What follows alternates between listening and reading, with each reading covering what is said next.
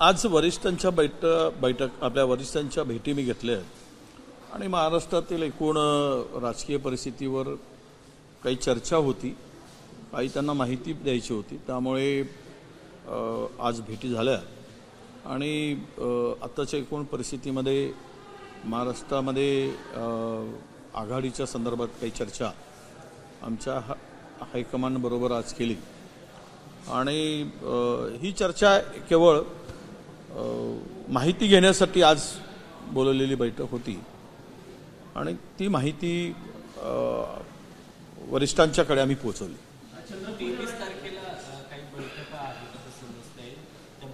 23ला आमच्या नेहमीसारख्या आम्ही 2-2, 3-3 जिल्ह्याच्या बैठका प्रदेशचे प्रमुख नेते आणि प्रभारी मिळून घेत असतो। त्याचा विभागवार आढावा, जिल्हा आणि मतदारसंघनिहाय आढावा असा तो त्यामागचा उद्देश असतो। एकूण परिस्थिती आपल्या लक्षात यावी म्हणून ह्या बैठका आयोजित केलेल्या आहेत। 23 तारखेला चंद्रपूरला बैठक आहे, 23ला संध्याकाळी भंडारा आणि गोंदिया, सकाळून गडचिरोली आणि चंद्रपूर या बैठका आयोजित केलेल्या आहेत आणि त्यामध्ये विधानसभा वाईज आढावा त्या ठिकाणी होणार आहे।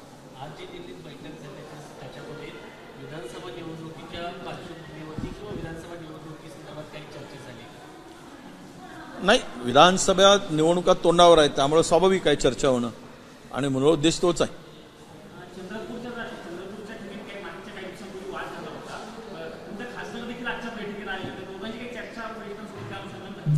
नाही नाही, तशी कुठलीही नाही। त्यांना स्वतंत्र बोलावून त्यांच्याशी चर्चा झाली असेल तर मला माहीत नाही, पण या संदर्भात कुठलीही चर्चा नाही आणि मला वाटतं की तो गैरसमजातून निर्माण झालेला विषय होता, त्यावर पडदा आम्ही टाकलेला आहे।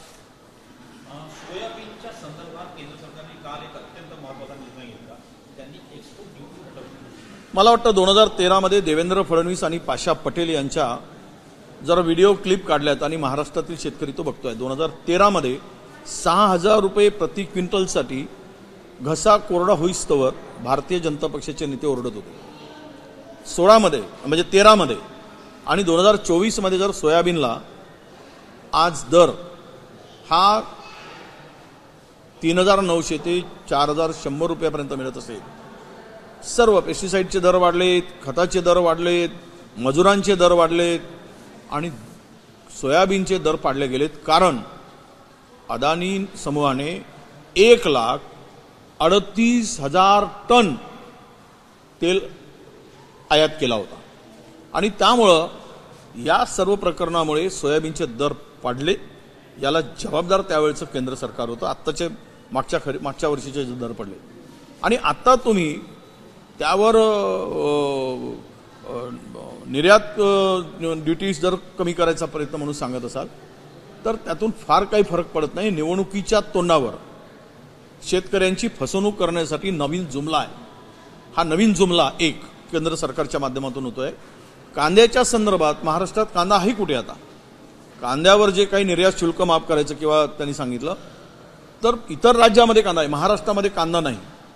म्हणजे महाराष्ट्राच्या शेतकऱ्यांना लालीपाप दाखवून त्यांची बनवाबनवी करण्याचा, अशी ही बनवाबनवी हा नवीन उद्योग केंद्र सरकार आणि राज्यातील भाजपचे नेते म्हणून करतायत। ही सुद्धा एक शेतकऱ्यांना फसवण्याची नवीन प्रवृत्ती महाराष्ट्रातील शेतकऱ्यांना ही तयार होते आहे असं मला वाटतं।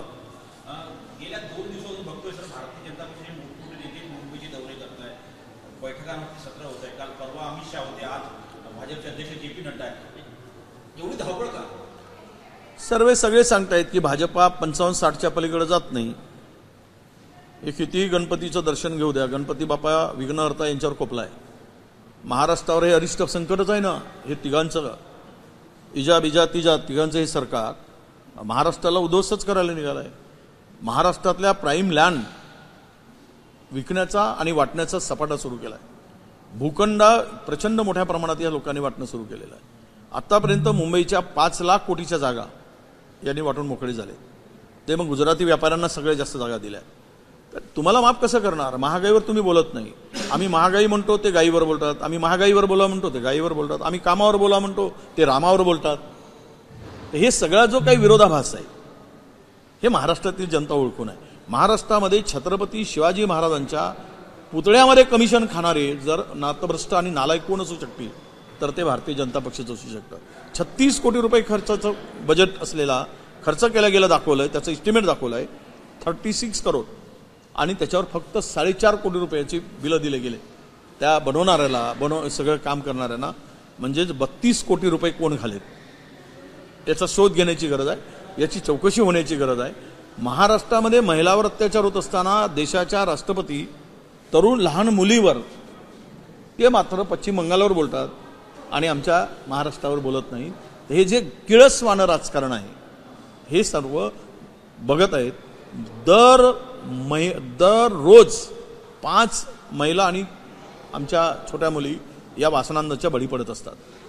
तुम्ही त्यावर कायदा सुव्यवस्थेवर बोलत नाही. या राज्यामध्ये आमच्या महाराष्ट्रामध्ये गृहमंत्री कायदा सुव्यवस्थेवर बोलत नाही, अर्थमंत्री अर्थ खात्यावर बोलत नाही, हे आपलं सोडून भलत्यावरच बोलत असतात. राज्याची आर्थिक स्थितीवर कोण बोलायला तयार नाही.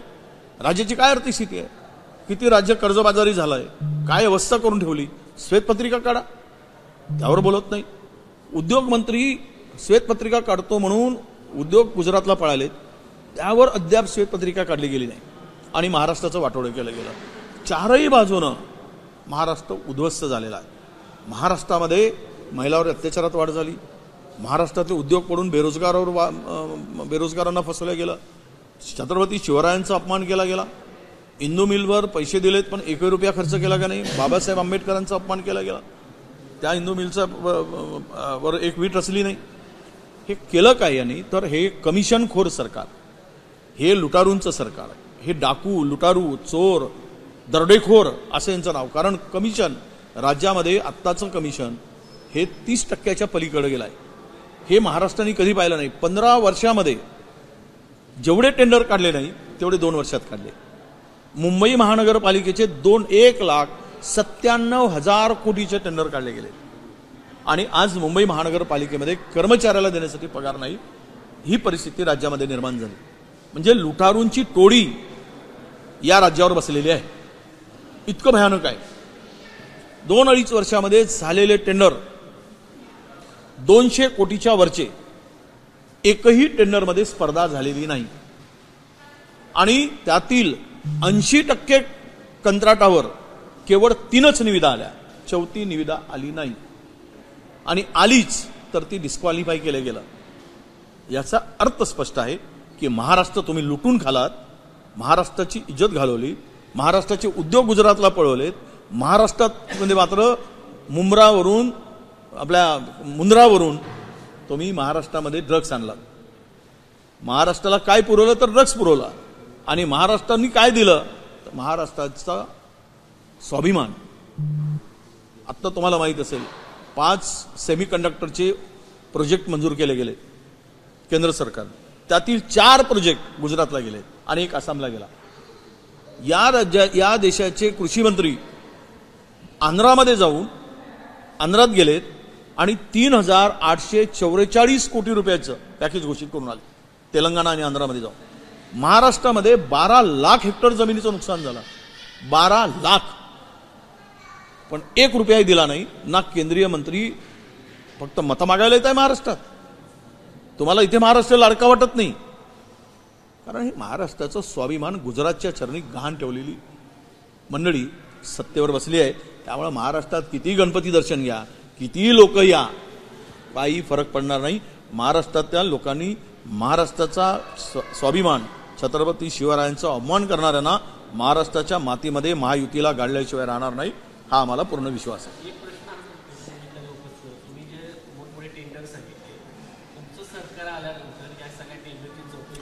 100% होईल. सर्व टेंडरची चौकशी करू.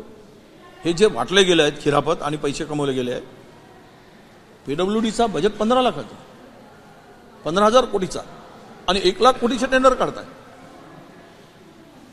हे काय चाललंय? MMRDA मध्ये 27,000 कोटी रुपयाची तरतूद आणि टेंडर काढल्यात 1,34,000 कोटीचे. म्हणजे महाराष्ट्र तुम्ही उद्ध्वस्त करायला निघालात. लायबिलिटी, केवळ लायबिलिटी 2 लाख कोटीची करून ठेवली. मुंबई महानगरपालिकेमध्ये टेंडर काढत असताना 1.5 पट टेंडर काढला जातो. 1,000 कोटीची तरतूद असेल 1,500 कोटीचा. पण यांनी 3,000 कोटीचे टेंडर काढले. हे काय चाललंय? महाराष्ट्राच्या तिजोरीत पैसा नाही, कोतवालाला देण्यासाठी पैसे पगार देण्यासाठी, अंगणवाडी सेविका, आशा वर्कर, पोलीस पाटील, महाराष्ट्र विकलाय, अक्षरशः उद्ध्वस्त केला. श्वेतपत्रिका काढू आणि एकही चोराला आम्ही सोडणार नाही. या सर्व टेंडरची आम्ही सर्व प्रकारे चौकशी करू. दूध का दूध, पाणी का पाणी लोकांना पाहिजे ते आम्ही दाखवू.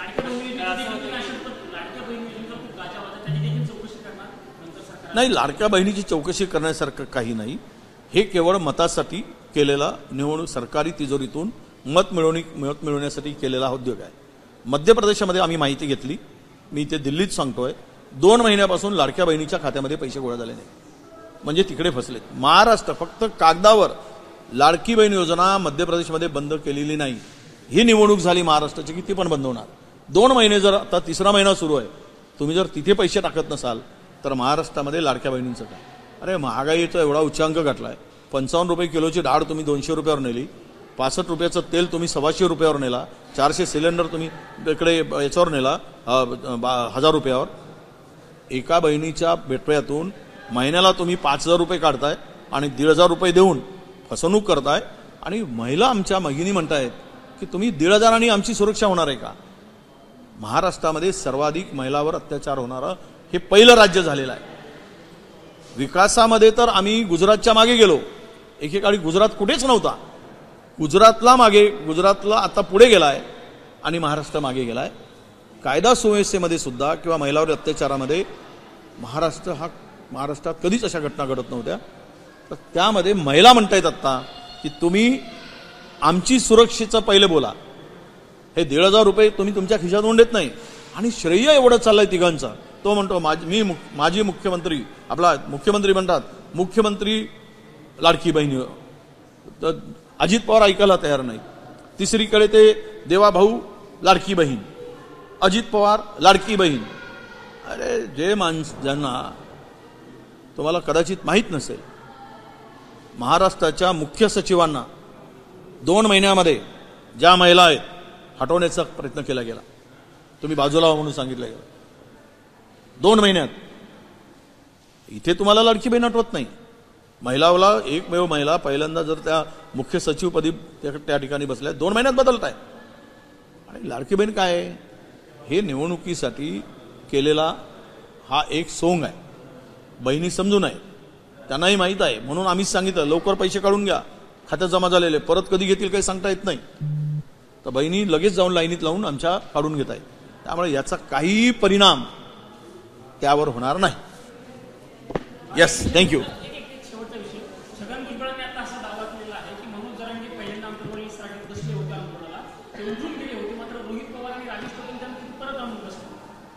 ते मला माहीत नाही. सरकार म्हणून त्यांच्याकडे अधिक माहिती असेल.